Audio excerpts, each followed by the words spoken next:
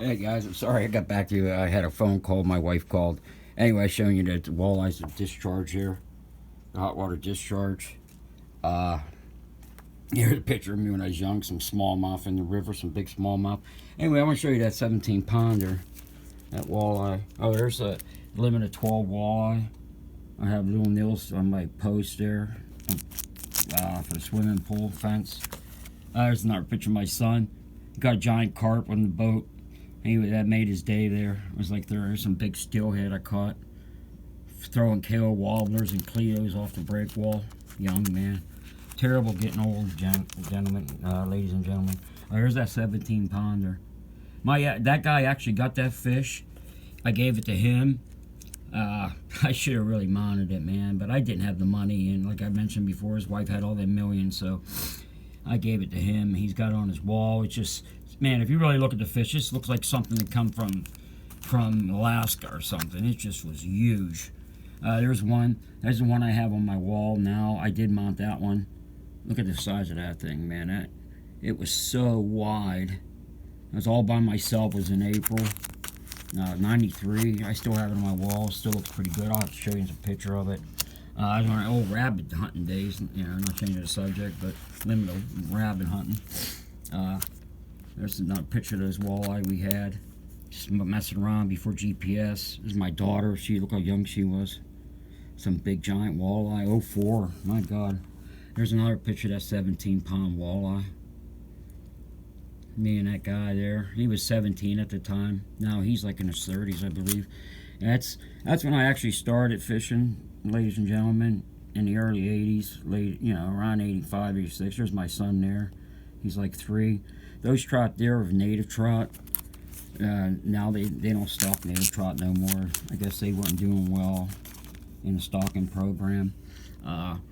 There's me and a couple guys out there. There's the boat. There's the Fish City, the ramp there.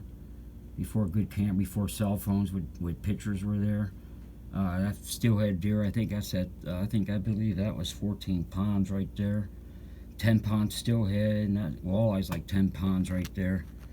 Some really big steelhead. Look at that. I believe that was like 13, 14 pounds, somewhere around there. 10-pound. Well, look how big my arms were at the time.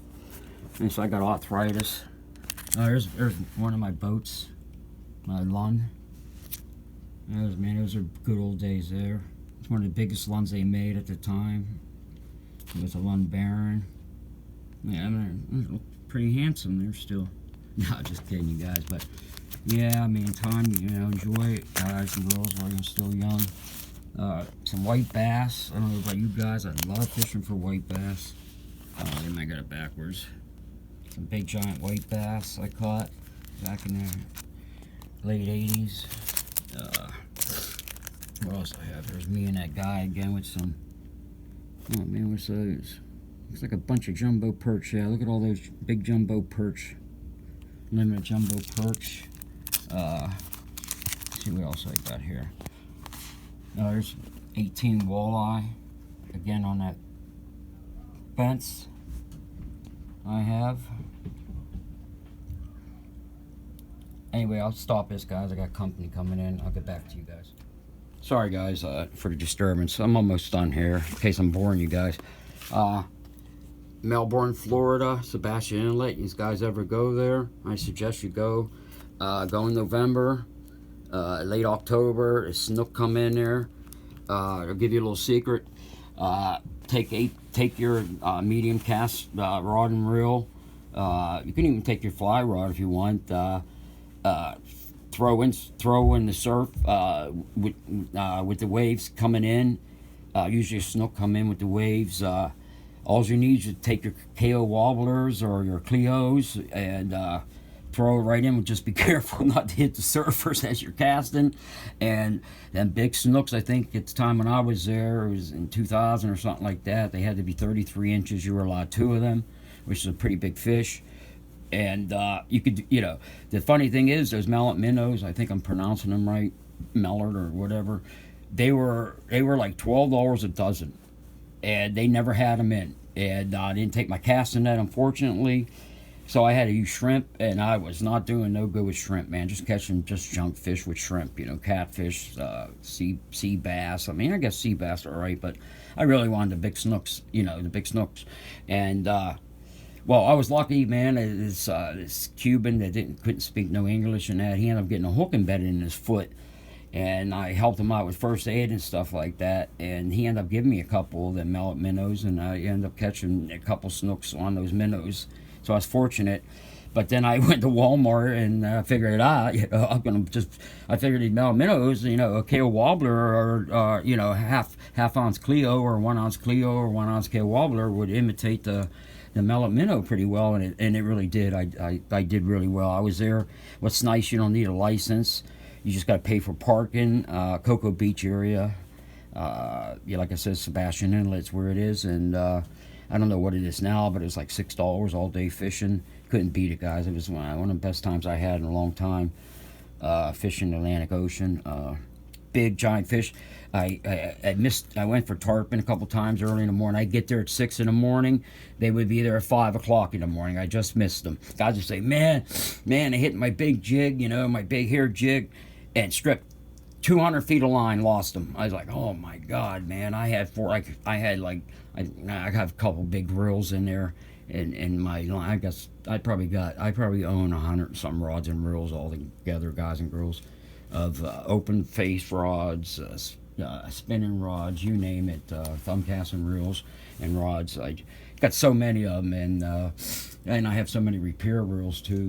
If these guys ever need any different types of reels, older ones, and even pen reels, I got some parts and stuff. You guys, more than welcome. I'll give them to you. You don't have to buy them or nothing like that. Whatever.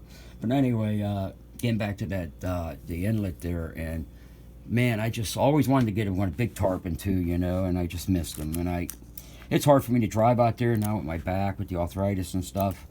But if you ever guys get a chance to go out there, you got to go. It's just beautiful, especially in November, when everything starts to go shit around here or whatever. And I wanted to show you, what else I want to show you? I just want to show you one more thing. Was that it? Oh, man. I don't know, was that it or not? It might have been it. I don't know. That's that big one there again. Oh, there's another one of my boats. A big Chris Craft I had. 23 foot. Big old fiberglass boat. There's a big steelhead I caught. Trolling with it. A couple big white bass there. Man, those white bass, I don't know you guys ever fish for much white bass, but man, they are a lot of fun, and they're great eating. We don't have them too much anymore. They seem to be dying out around here. I don't know, Ohio River has a lot of them, I think. Stuff like that. There's more white bass. Let's see, I think that's about it, guys and girls. Let's see, yeah, I think that's about it. I mean, I got lots of more pictures, but I don't want to bore you guys with that. I just wanted to show you guys, some of the past pictures and stuff like that, and hope you enjoyed them. I have my rod and reel all set up to go fishing today, but the lake was just too rough and the river's just too dirty. Well, I hope you guys enjoyed it, guys and girls enjoyed the pictures of past fishing, and as you can see, I got some experience, and I'm gonna try to really put some really decent videos out there for you guys and girls. Perch fishing, I do know a lot of good secrets of perch fishing. I'll share with you guys and girls. Smallmouth, I'll share with you some big smallmouths that you can easily. You don't need a real expensive boat to get them. I never really had real expensive boats. That Lund was an exception. I got a good deal on it, and that was pretty much I was paying for the name. Lund's, it's supposed to be. I always thought the wood was shitty in it. My favorite boat is actually Starcraft, and that's what I got now. I had a couple Starcrafts, and they are one of the finest boats I ever owned. Mine's a fiberglass now. I had an aluminum one before. It was an older one. It was a Holiday, but it was a great boat. I wish I had never sold it now, but I have one now. It's a 16 foot. Like I said, it's a canoe for Lake Erie. It's got an 80 horse Merc on it. There's my trolling motor. I brought it in. I'll show you guys. My trolling motor. It's a Mercury. Got that for $300, man. Never heard of run or nothing. I took a chance. Bought off a young couple. Their uncle died, and and they need the money, and man, it runs like a charm. One of the best motors I have. See the trolling bar here. I'm down in my basement too, ladies and gentlemen, and it's an old basement. It's our house was all remodeled. I live on a lake. I'm lucky. I paid $82,000 for this place, and was it 96? Now it's probably worth a couple $100,000. My wife actually does pretty well. She's a supervisor. She's an RN. Me, I was always a laborer, my life. And like I mentioned before in my videos, I am laid off at the time, and I'm looking for a job. It's hard around here, so I have nothing else to do but make some videos for you guys and girls, and just a glimpse of some of my rods. I mean, I got so many rods and reels. Anyway, guys and girls, like I said, I take too much of your time now. Hope you enjoyed the pictures and stuff like that, and we'll get a video out here soon, hopefully in the next couple days or whatever, as soon as everything clears up. And hope you enjoyed the pictures I showed you guys and girls today, and I'll talk to you guys soon. Thank you. Bye.